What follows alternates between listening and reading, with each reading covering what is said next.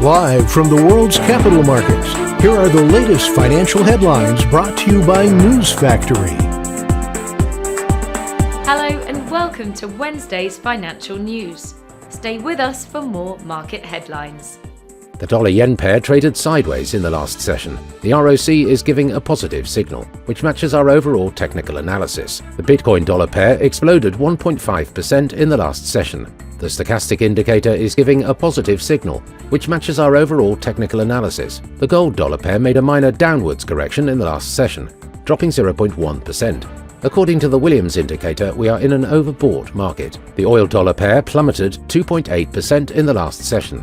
The ROC is giving a negative signal. Coming up, the choices from our chief analyst for today.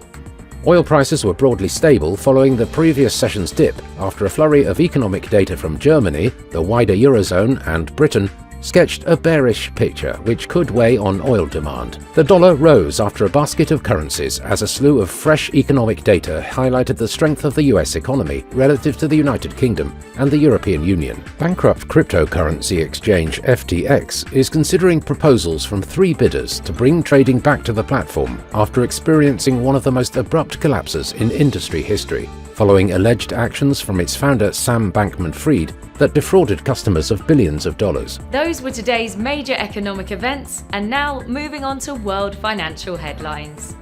Australia's Consumer Price Index will be released at 0000 hours and 30 minutes GMT. Germany's IFO current assessment at 0800 hours GMT. The US MBA mortgage applications at 1100 hours GMT. Germany's IFO business climate will be released at 0800 hours GMT. The US new home sales at 1400 hours GMT. Japan's leading economic index at 0500 hours GMT. We hope that you've enjoyed Wednesday's market outlook. On behalf of all of us here, we wish you a productive trading day. Be sure to join us tomorrow morning for the latest news and events from the financial markets.